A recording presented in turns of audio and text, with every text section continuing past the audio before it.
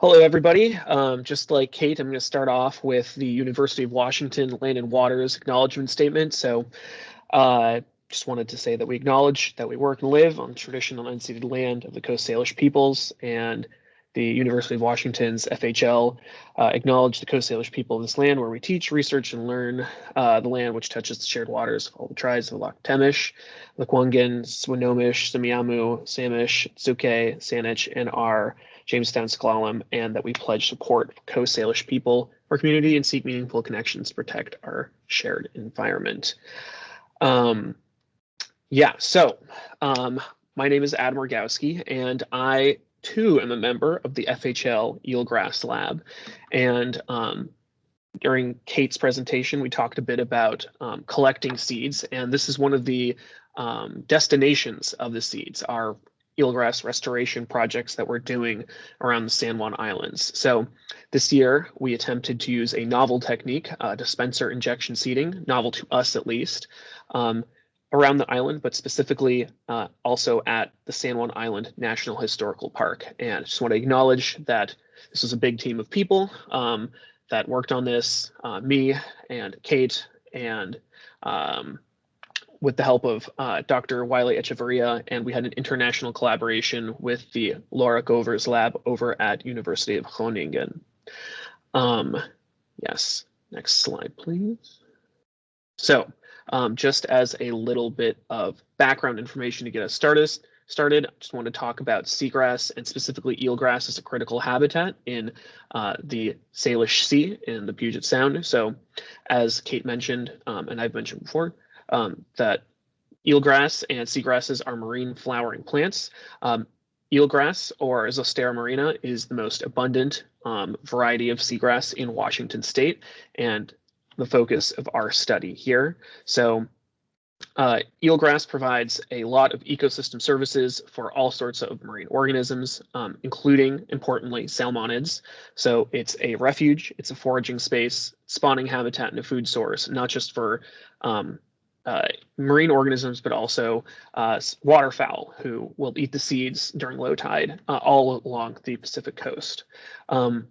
Seagrass beds and eelgrass beds specifically also help to mitigate erosion, improve water clarity, and are super efficient carbon sinks. And they are a culturally significant resource for First Nations peoples.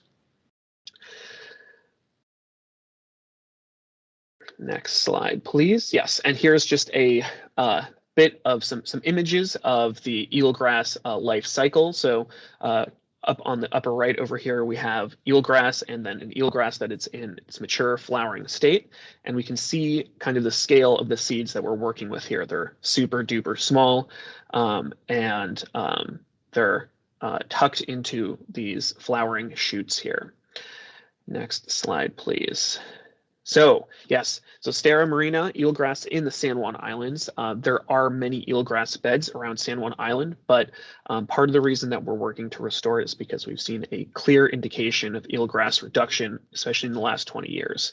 So there are a lot, the Washington Department of Natural Resources seagrass monitoring report said that there has been the San Juan Islands specifically throughout the entire Washington region were an area of concern, with most eelgrass beds are significantly, the number of eelgrass beds that are declining significantly outweigh the amount of them that are increasing.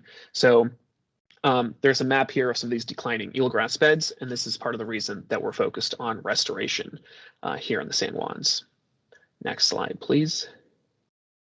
So yes, there are many people across the Northern Hemisphere who are working to restore eelgrass, not just in this country, but also in places like the Netherlands, where we ended up collaborating with a team of researchers from the University of Groningen.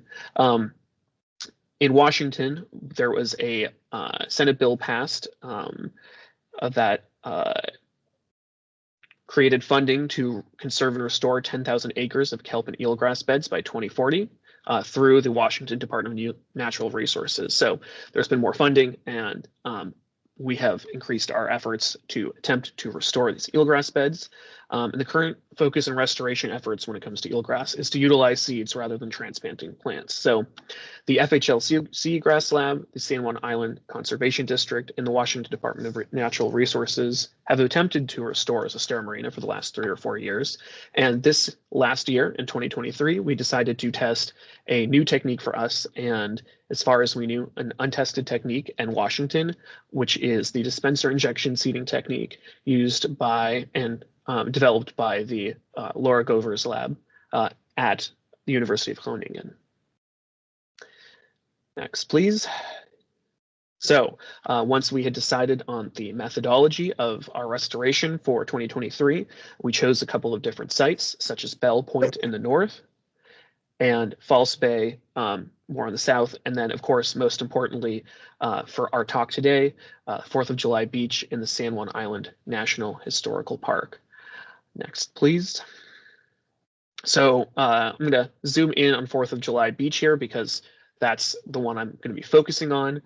So 4th of July Beach in the San Juan National Historical Park is important because it's one of the most accessible and resilient intertidal eelgrass habitats in the San Juan Islands. So there's lots of eelgrass research happening at this habitat, and it's used also for eelgrass seed harvesting as well.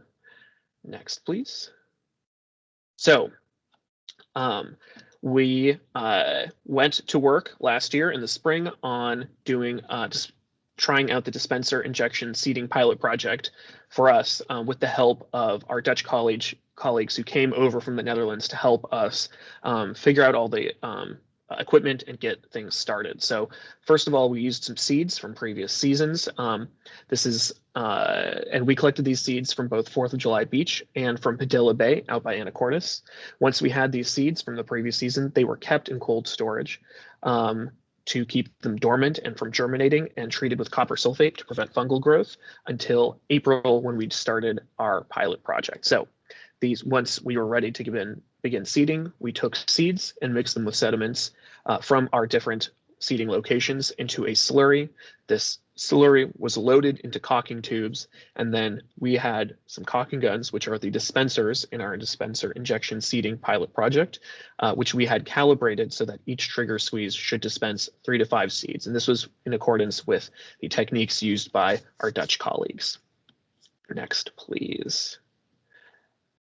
So then we have a picture here of what it actually looks like to go out and apply these seeds here. So that's me with a caulking gun injecting seeds into our plots. And so we were injecting these seeds into 1 meter squared plots in groups of 4 separated by 2 meter stretches. And seeds in each of these groups were injected at either a 2 centimeter or 4 centimeter depth.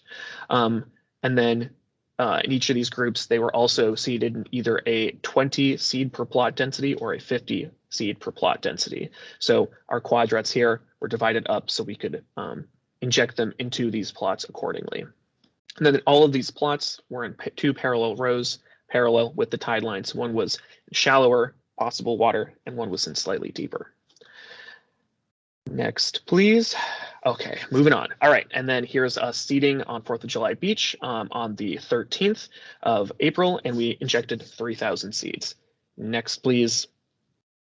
So then we had to do monitoring. So we monitored our sites from May through August. We found no recruitment at Bell Point. We found 1 seedling at False Bay, and we found seedlings of various numbers over this time period at 4th of July Beach. Next, please. And so here's kind of some pictures to give you a sense of the scale of these seedlings. They can be really small. I think that one's like 3 centimeters long, or pretty big when they get bigger and more mature a bit more. Next, please. So here are results. So over the course of the summer months, we went out and looked for these seedlings, and we saw the numbers vary a lot. And the column on the side here is the percent of seedlings observed compared to seeds planted. And we, at our highest, saw 2.3% recruitment, and kind of at our lowest, 0.1. Next, please. So here's a graph showing the recruitment over time, and we saw more recruitment from our 4 centimeter depth seedlings. Next. So basically, what does all this mean? Well, we've decided that DIS seems like it could be a viable and medium effort way to restoring intertidal eelgrass, and that we found that we had better results in locations with remaining intertidal eelgrass, such as 4th of July Beach, and that we probably need to try this several more times. And we might have more success if we refine our technique. We found a lot of equipment failure. Our caulking guns were inconsistent and jammed easily. The sediment slurry needs to be adjusted to get proper grain size so it doesn't jam. And most of all, more seeds need to be applied because we only had 3,000 seeds, a lot of room for error there, whereas other projects were using millions or tens of millions of seeds, giving them a lot more overall recruitment at their spots. So something we want to continue trying, and that is our plan next. Oh, questions.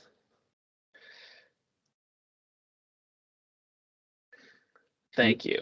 I had to kind of speed through that. That's the joys of a 10-minute talk, right? Absolutely. Really good talk, Adam. Really appreciate that. And we do have some time for questions. We'll open it up for questions in the chat and also live. I'll start off with an initial question. Dormancy is an interest of mine, and I have I don't know this about Zostera, but do they form a seed bank at all in the natural environment, or do seeds obligatorily hatch the next year? In many terrestrial plants and certainly in zooplankton, things like that, the eggs can remain dormant for multiple years. What's the story with eelgrass? That's a good question. I'm not super sure off the top of my head, but I believe the reason we keep them so cold is so that they don't germinate. If there's any that don't end up germinating the season that they're released, probably the colder waters of the winter might keep them dormant. But again, don't know off the top of my head. That's a Dr. Wiley Echeverria probably knows it and is ready to raise his hand in here himself. Fair enough. Any other questions? All right, lacking one of those. Curtis.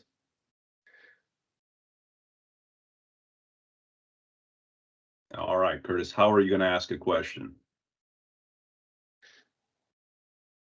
Are you going to enter it into the chat, or are you going to go off live online? You're going to go live online, you have to take yourself off. All right, while Curtis is figuring that out, I'll jump into the breach with another question. You mentioned in your conclusions that you seem to have better germination success in areas that already had eelgrass. Is that a function of just differences in habitat quality, or is there something about the social nature of eelgrass where they like to germinate near each other? I think it's a little bit of both. When we were talking to the Dutch team who came and helped us out with the pilot project, they said that there was kind of a cumulative effect that once they had started seeding and got that first couple years of seedlings down in the Dutch Wet and Sea, that they found much higher recruitment among the seedlings that they were planting the next years, because I believe, like I mentioned before, eelgrass can improve water quality, temperature, all these things that make it a better habitat for other eelgrass. So it's a little bit of, I think, both of those things. Very cool. All right, Curtis. All right, he says he found it. So not exactly sure what that. Oh, curious about Curtis has weighed in. Curious about the relative effort by way of seeds and plantings in terms of percent survival. Yeah. So from what we know is that generally there's probably like somewhere between 2.2 to 5% recruitment among seeds in general.